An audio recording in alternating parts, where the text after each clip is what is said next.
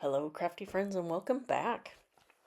I am playing along again with Follow a Sketch February, and here is today's sketch. Let's see, it came from Scrap Touch, and so there I'm showing you again. And so I have pulled out several things from, I believe it was called Kaleidoscope Collection by 49 in Market, which actually featured a lot of hummingbirds. And so I somehow managed to get several hummingbird pictures last year of them buzzing around either my front garden or in the back or in my actual vegetable garden where I also had some sunflowers. So these are actually in my front garden, and so I was just sitting out front, probably on a weekend, having my coffee. And while I am sitting there, I can usually hear them buzzing. I usually hear them before I see them. And so once I hear them, I try and grab my phone. And so I did capture these pictures that I'm documenting today, that they were eating out of the flowers from my, oh, what are those called? Oh, I can't remember. That grow in the shade. It'll come to me eventually. And if not, they're just eating out of the little flowers.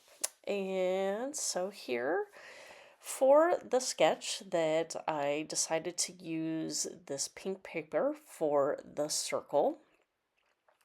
And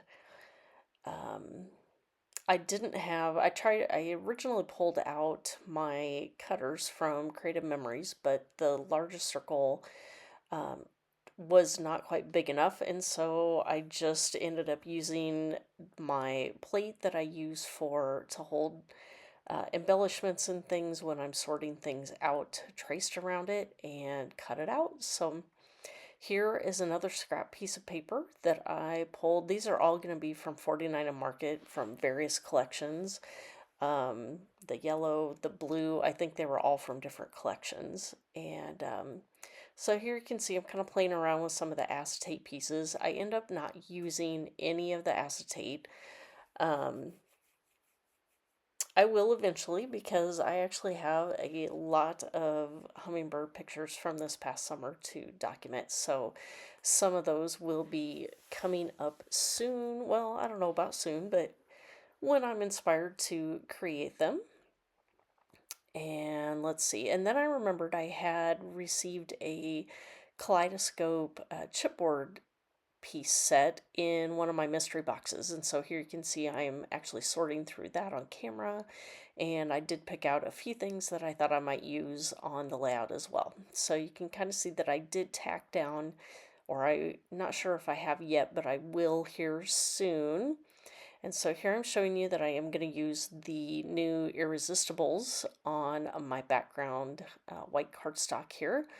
I debated on several different things. I knew I wanted to do some kind of mixed media on the background, and ultimately I did decide to finally dig in, or cut in, literally, to this set of the Irresistibles.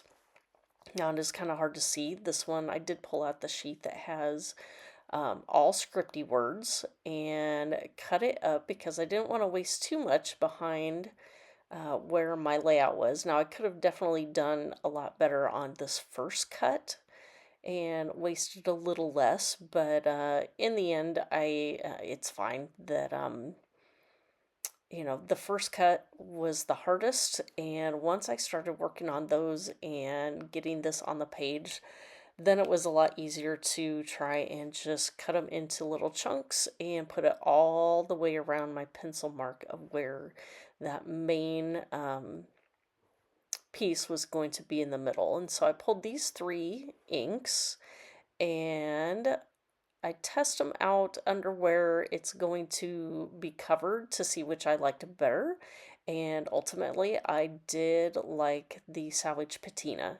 Now, I was going to kind of use both of them and mix them together just to give a mottled look, but uh, that the speckled egg just didn't quite match like I thought it was going to. So here you can see that is where these magical irresistibles are coming into play, that once you put them down and put ink or some kind of mixed media over the top, then the white starts to show through.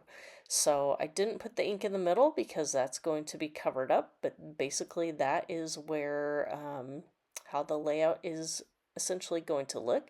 So here I start I do start tacking things down here with my wet glue, and I put that on there, and then I'm like, oh, well, I haven't put the whole thing on the back page yet. So um,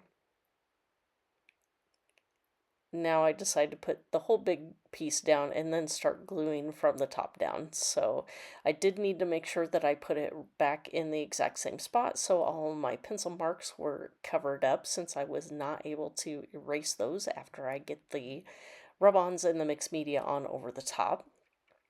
And this was one of the chipboard pieces that I pulled.